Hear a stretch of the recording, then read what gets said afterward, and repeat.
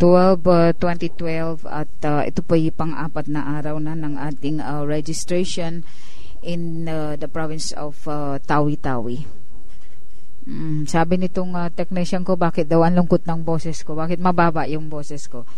Sa totoo lang, bumaba pati adrenaline ko. Yeah, excited ako mula nung first day.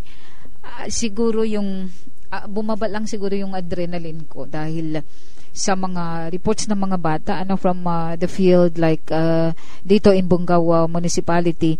Sinabi nila sa akin na umikot ka nga, sabi nila ate, kasi kawawa na itong mga bata, itong mga matanda, itong mga PWD, itong mga buntis, nakikipag-linya. So I went all over sa Panglima Annaw, Usubdais Elementary School, sa Pagasinan Elementary School, sa Nalil, all the way to Tubig Mampalam, Pag-asa, Lamion, hanggang Kasanyangan, hanggang housing. So iniikot ko. In anything and in everything na ginagawa natin, pag walang sistema, talagang magkabuhol-buhol. Lagay mo na dyan yung kulang na nga yung disiplina natin sa sarili natin, na uunahin ko yung sarili ko. Kulang yung disiplina natin sa sarili natin kasi pag may sumisigaw ng linya, makipaglinya kayo, yung iba nagsiksika, naguunahan. So talagang kawawa kung sino ang maipit dyan, kawawa. Ang pangalawang naoobserbahan ko is may mga nagdadala na ng kanilang mga kaserol, water jug, may dala ng yung parang imbis na registration, makikita mo ano to, picnic. May nagdala ng tinapay, ng saging. Bakit may dala kayong ganyang baon?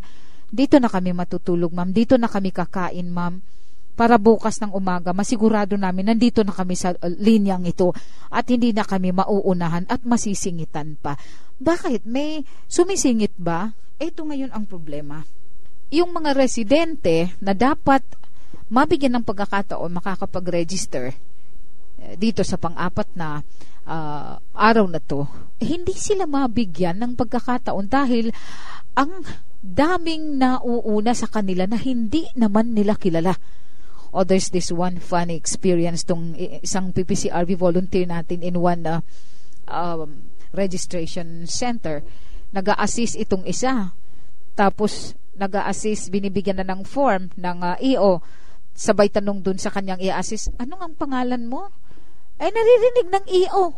Naririnig ng mga volunteer ng PPCRV na anong pangalan mo? Ibig sabihin, nag-a-assist siya dun sa taong hindi pala niya kilala. My God. Ganitong, di ba nakakababa yun ng moral, nakakababa ng adrenaline, parang, but as far as work ng PPCRV is concerned, go at walang iwanan sa ere at mananatili tayong gagawa ng mandate natin, magmamatsyag. Ito nga yung pagmamatsyag natin nagkaroon ng parang totoo pala mga reports, ang mga balibalita, mga text messages na may mga hinahakot nga talaga. parang sabay sabi ko sa sarili ko, may bago ba?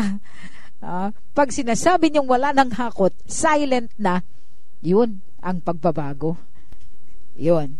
Kaya nga when I was asked by isang local paper dito, tinanong ako ng isang editor-in-chief ng local paper, tinanong niya ako if 10 days is enough para sa registration in the province of Tawi-Tawi. I said yes, if you are considering yung body count talaga, yung totoong tao talaga ang magpaparegister, 10 days is more than enough for all of us. Pero ang problema natin, kapag hindi na yung body count ang pinag-uusapan, aabutin ka talaga ng siyam-siyam.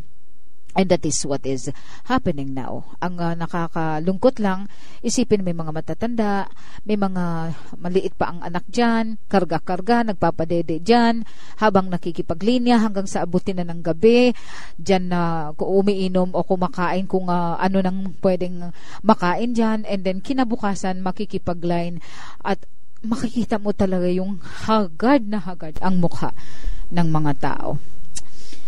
Ay nako, tingnan ko anong mangyayari bukas.